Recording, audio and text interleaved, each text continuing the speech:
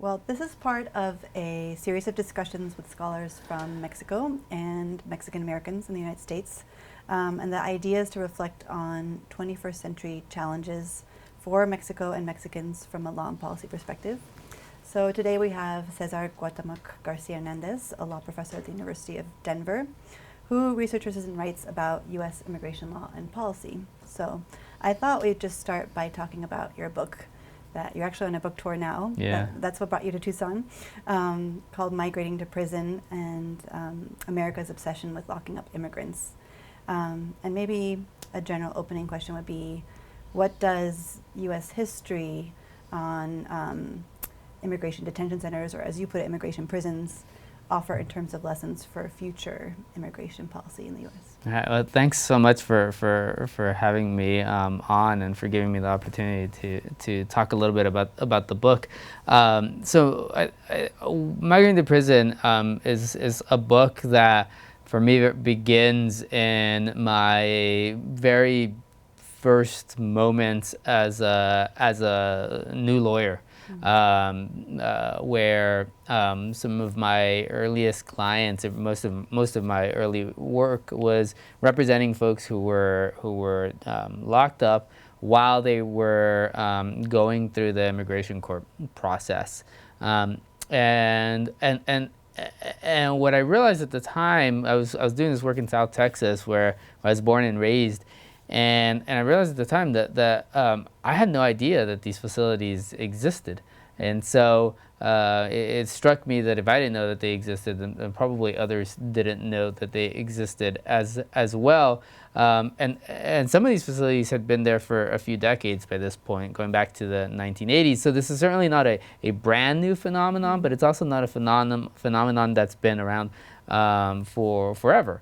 In fact, one of the things that I write about in the book is about how in 1954, the Eisenhower Administration actually decided to shut down most of the existing detention centers on the East Coast and on the West Coast.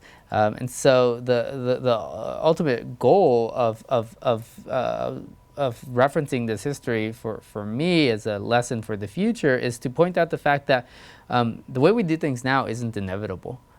We've chosen to do things the way we do them now. We have in the past done things radically different, and if we choose to, we can do them radically different moving forward.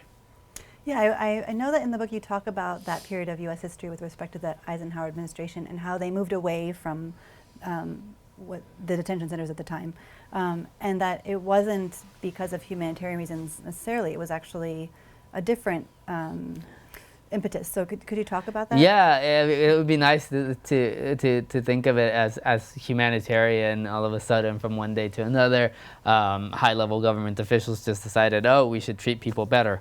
That's not quite what happened. The official talking point was actually about money. This was going to be a cost-saving measure, but perhaps it was a significant amount these days. We're talking about in 2019 dollars. We're talking about $1.5 million, which I have no idea what that meant in the eyes of high-level Eisenhower administration officials these days. Of course, $1.5 million is nothing, right, when it comes to the annual budget of the federal government or even the Department of Homeland Security. But it's, of course, it's impossible for me to get into the minds of the folks who were making those decisions then. I think actually the reality is much more complicated and much more driven by what was happening on the global stage at the time. In the middle of the 1950s, Europe was very much still recovering, trying to literally rebuild from World War II. But at the same time, the Soviet Union was rising up in strength, and in the eyes of federal officials in Washington, that was a significant threat that was presented, and one that had transformed from more than just being Cold War ideological fights to being actual military engagements on battlefields, in particular in Korea. And so by 1954, the Eisenhower administration was very much interested in wooing allies, incurring favor with other countries, and that task is made much more difficult if you're treating their citizens poorly.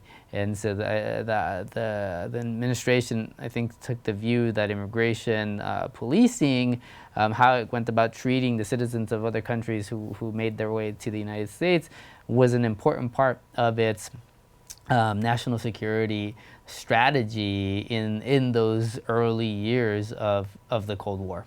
So would you say it was kind of a different envisioning of national security, that under that umbrella of national security they also thought it was important to have good relations with those foreign countries? And how would you contrast that to how we are envisioning national security in today's time? Yeah, I think it's a version of national security that clearly identifies the limits of what any one country can do. Even the country that had just led the Allies to victory in Europe and in Asia. The United States was certainly powerful. The United States military had proven itself on the battlefield, and the U.S. economy had survived the war in a way that, for much of Europe and Asia was absolutely unimaginable at the time. And yet the president, the war hero, turned Republican president Dwight Eisenhower, understood that the United States could not go at things by itself, and that is a dramatic difference from where we are these days in 2020, and looking toward a much more isolationist present and isolationist future. And you mentioned that it was Eisenhower that was, taking this decision to close the detention center. So prior to moving away from closing, or moving towards closing them, what did it look like then? What were the detention centers like then? So there were detention centers on the East Coast, detention centers on the West Coast.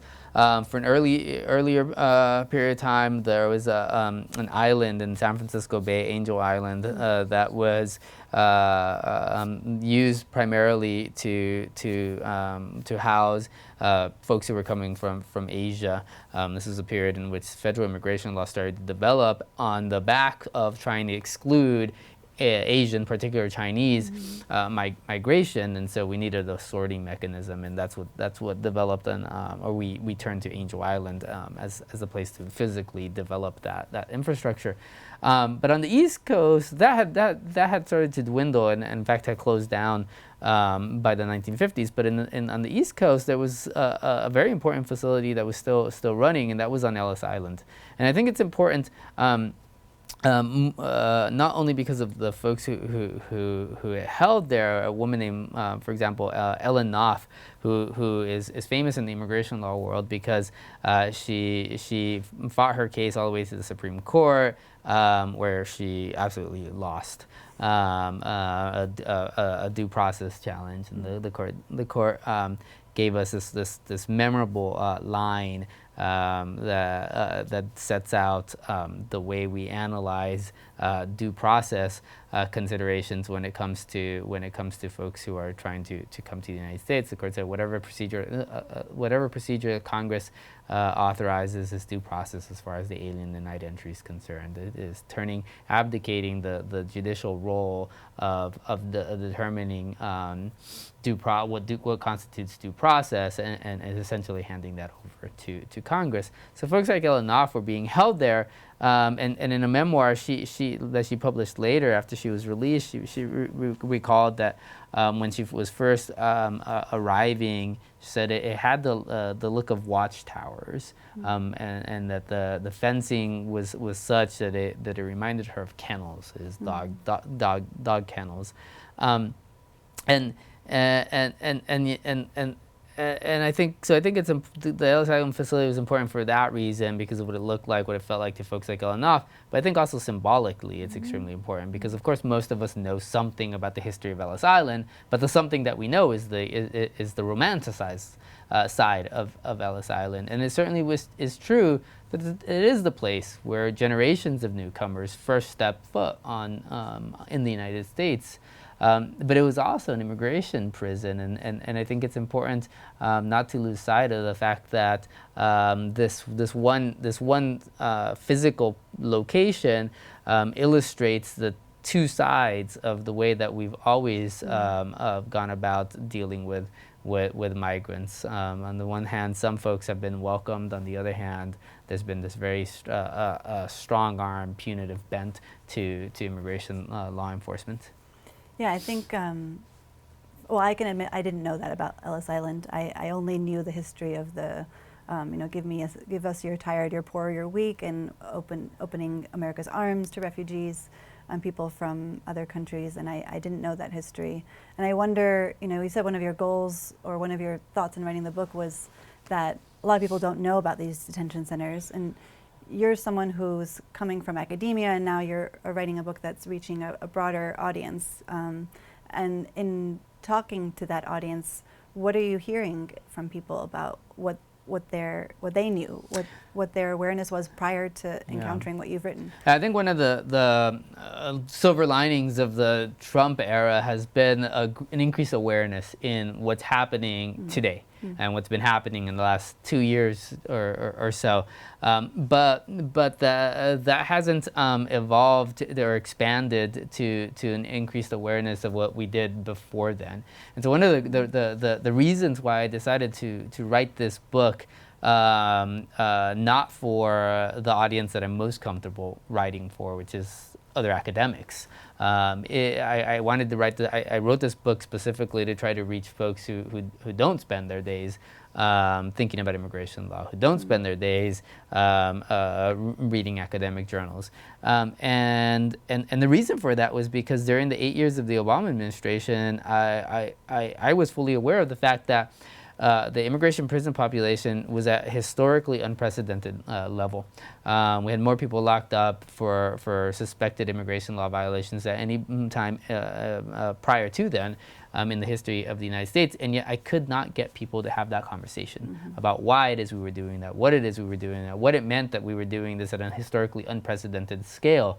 And so I think the Trump era has actually opened up that opportunity to have that conversation and to inject a bit of critical reflection on not only what's happening right now under President Trump, but what was happening under President Obama and what has been happening under many administrations going back to the late 1970s. And I think in that sense, it's a welcome opportunity to think about, to use the present as a way of examining or re-examining the past, and then from there turning to how we might imagine the future taking a different turn than the path it's currently set on. So yeah, you talked about Obama, and I know that people in the immigration advocates, lawyers called him the deporter-in-chief because at that time his administration was deporting more people than any other administration. Right. I think we've surpassed that now. Yeah. But I think people were reticent because they wanted to believe that he was going to do the right thing, or that they didn't like any protest of his administration when other things were going well, perhaps. But I've also heard discussion of perhaps one of the most, I think you put it as the most vicious twist in U.S. immigration policy is the family separations under Trump. And I've heard some folks say that that also may have some roots in Obama's administration. So could you talk about the history of family separation, both Obama and Trump, but perhaps before that too? Right. Yeah. On the deportation numbers, the Trump administration has actually struggled to keep up with some of the peak of the Obama administration. They've surpassed some of the later years under President Obama, but in 2012, 13, 14, the Obama administration was removing and detaining people at a very high clip. But family separation, I think certainly that the Trump administration's policy that sort of blew up on the global stage really in 2018 is something to lament, but it's also not something that came out of nowhere. It wasn't the first time that we'd done something along those lines. In fact, in the 1990s. We had, or rather under President George W. Bush, and I forget it was, I guess that was the 2000s.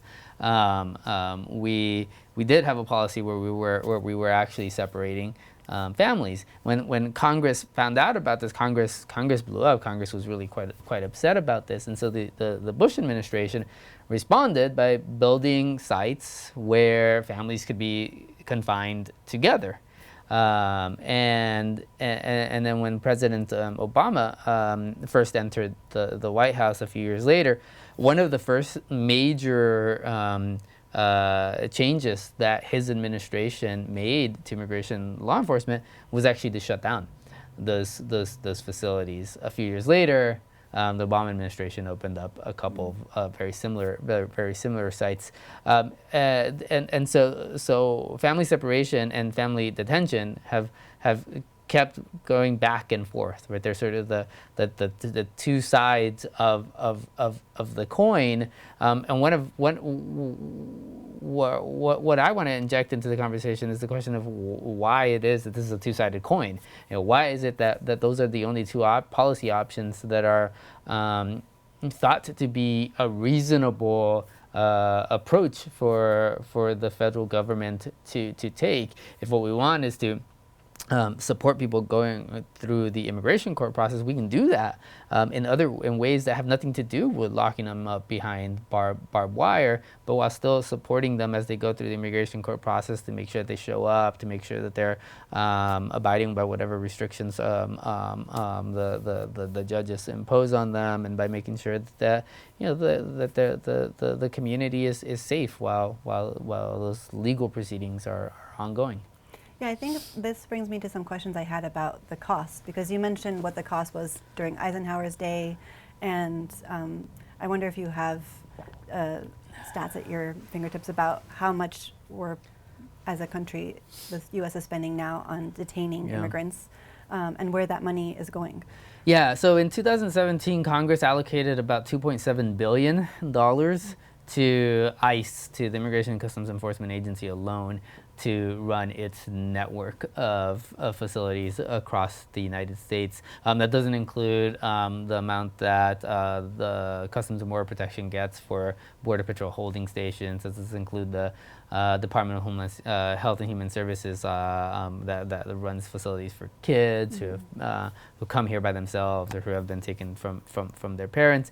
And so that number is necessarily lower than the real figure.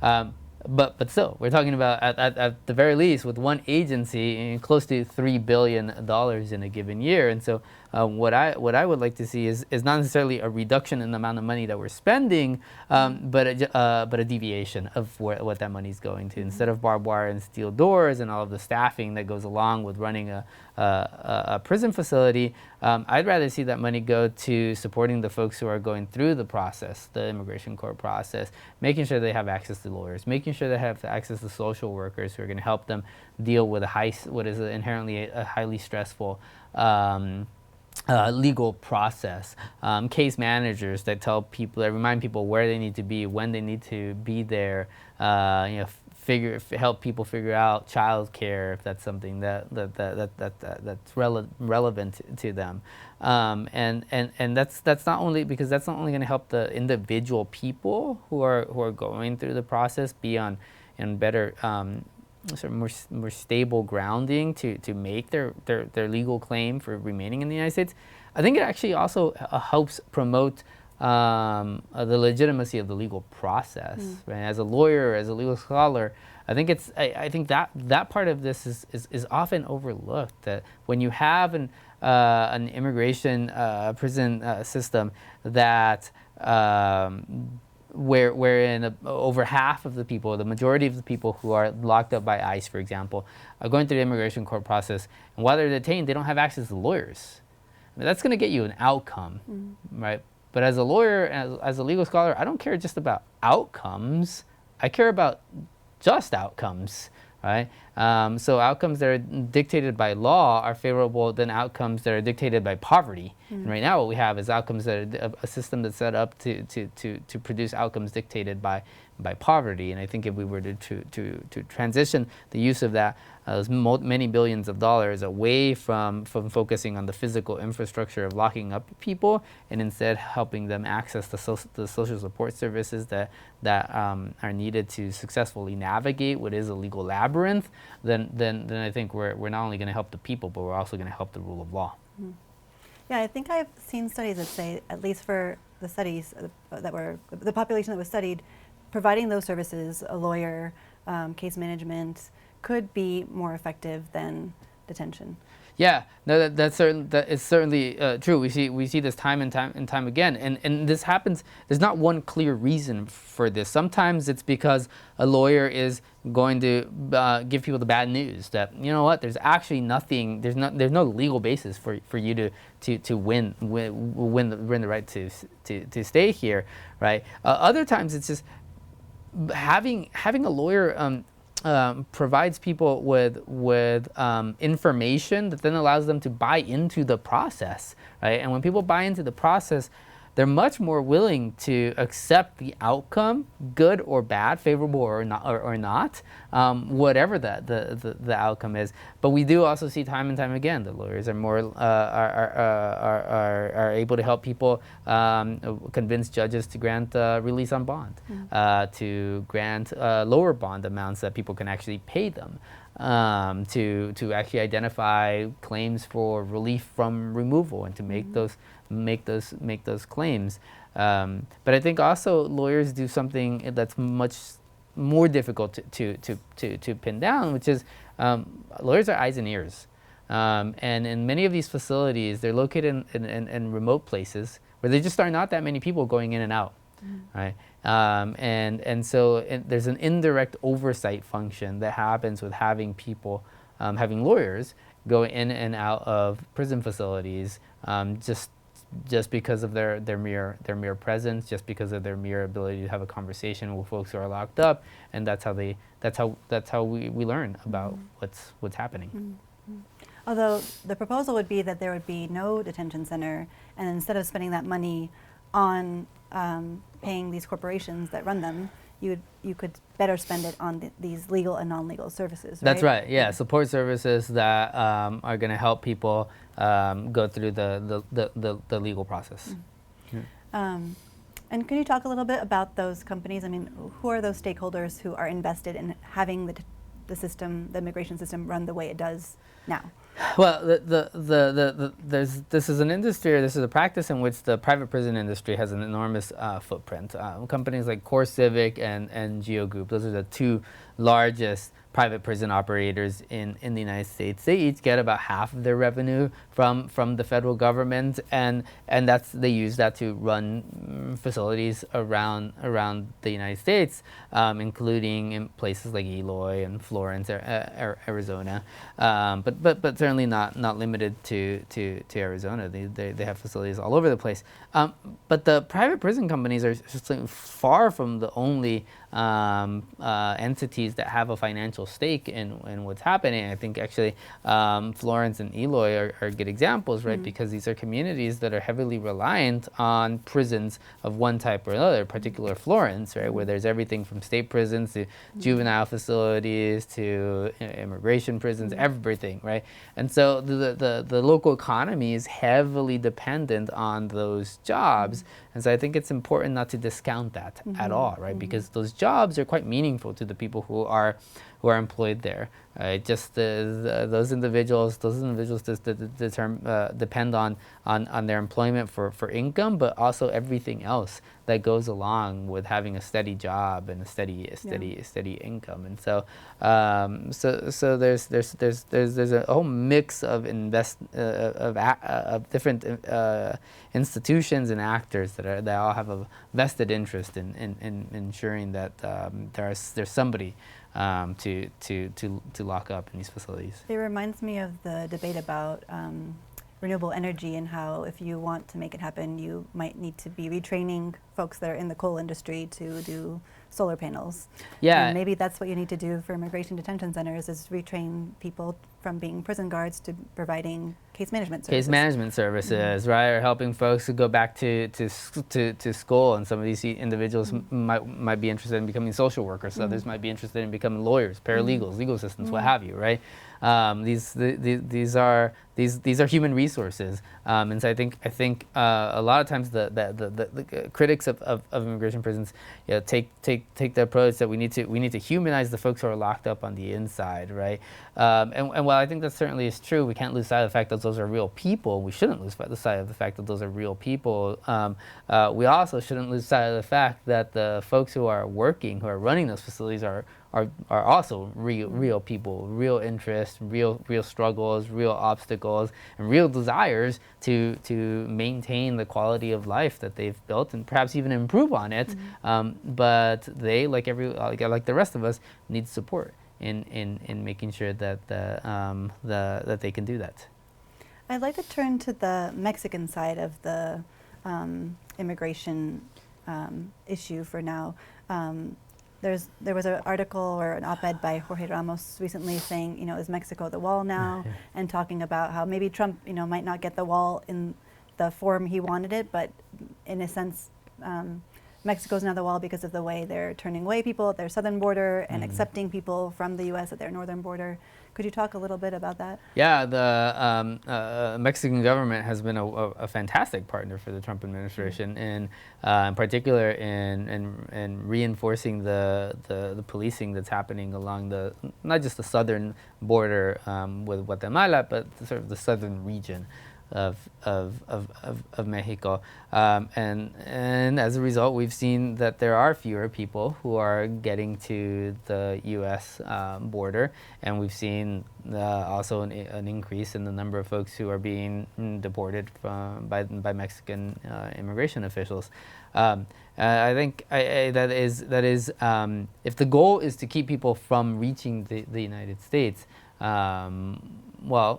the Mexican government has been a, I don't know if a willing partner is the right way of putting it, but certainly a help to the Trump administration's goal. Yeah, there has been a lot of talk about how willing has been this agreement to engage in this manner, and how much of it was through coercion or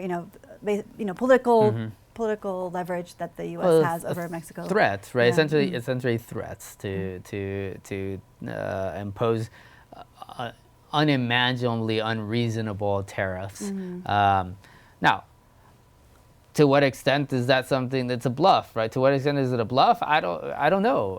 Certainly, I think President Trump has proven himself willing to make decisions that. Especially when it comes to tariffs that aren't particularly beneficial to the United States economy, but he pitches it as they are, and so I certainly wouldn't. I don't imagine myself as somebody who can get inside President Trump's mind. It'd be hard to do. Yeah, exactly. On the other hand, I thought I understood a little better López Obrador's mind from his rhetoric that we're going to treat our migrants with humanity when he was running, and from the news articles I'm reading out of Mexico, it doesn't seem like that's what's happening. There's actually very terrible news coming out about the way migrants are treated by the National Guard and other groups. Yeah. How do you make sense of the Mexican president's approach on this issue? Yeah, I think he's taken an approach of trying to avoid a fight, a confrontation with the giant to the north that is currently led by somebody who is really hard to predict. But the López Obrador administration has taken that approach almost to any length, right? And so at some point the humanitarian spirit of the promised policy that López Obrador talked about over and over and over again as a candidate, right? We have to remember he was a candidate for seemingly forever. that was left behind in the rearview mirror a long time ago. And these days, I mean, the Mexican government has sort of allowed the existence of, you know, what are essentially refugee camps in places like Matamoros, right, just south of Brownsville, and helping coordinate removal of folks down to as far as first in Monterrey, then as far as Chiapas, and so it's hard to understand whether there is a limit to the willingness of the López Obrador administration to avoid a nasty fight with the United States. But at some point there's more than just tariffs that are at stake. I know you've done work in Europe looking at the way these similar debates have played out. You spent some time in it. Was it Lithuania or no? Sorry, Slovenia. How does kind of this landscape that we see now, where migrants are told to wait in Mexico before their claims for asylum are processed in the U.S., how does that? Are there any analogies that you can draw to what you've seen in Europe? Yeah, it's similar. It's not that different from what the European Union has negotiated with Turkey. It's not that different from positions that the European Union and individual countries, Italy in particular, have negotiated with Libya. And so we shouldn't be surprised. Nor is this unheard of, unprecedented in the history of the United States. And it is somewhat the details are different. But there's an earlier period of time under the administration of George H.W. Bush, where we were actually using the military base in Guantanamo, Cuba. This is sort of a generation before it became famous, and the aftermath of September 11th, 2001. It was being folks were being held there, and so this offshoring of this outsourcing of immigration policing, whether it's the EU doing that through Turkey or through Libya, or whether it's the United States doing that with the assistance of the Mexican government. This is not a phenomenon this is not a practice that Trump or his administration invented out of whole cloth. And I think President Trump likes to claim ingenuity in all moments possible, but the reality is, and he may not know, right, that his administration is following in the footsteps of other presidential administrations in the U.S., other governments across the world. But those of us who study this begin to see patterns. And what do you see as the long-term repercussions for Mexico of playing along in the way that it has been recently? Well, the moral authority of taking a different approach to migration has dissipated. The sense that the Mexican government can call on the United States to treat Mexicans who are in the United States fairly, equitably, to recognize the contributions that Mexicans make to U.S. culture, U.S. economy, U.S. arts. Begins to be lost when the Mexican government struggles to do that for its neighbors to the south, and that's something that's easily lost, but it's hard to regain that, and I'm not sure what there is to show. The Trump administration is so volatile that I'm never surprised anymore when I hear something become policy that was previously unimaginable. My final question is about more the book you've written and the work you're doing now in terms of speaking to a broader audience. And I noticed in reading the chapters I have written that you're using a lot of narratives, and what informs that choice to kind of tell the story through stories, through narratives?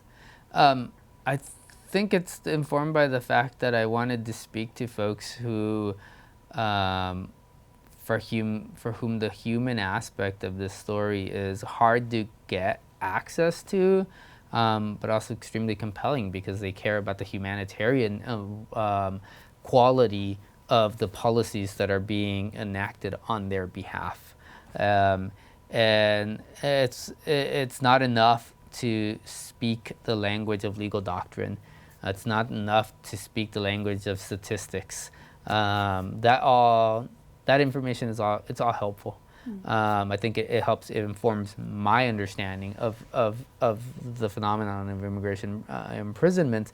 But I think that if the goal is to change policy, when it comes to a policy that is as harsh and as dehumanizing as the policy of locking up folks for daring to come to the United States, you don't start that with a recitation of how the numbers of people have increased. You start by capturing people's hearts through folks who they can see something to wrap their minds around in that story.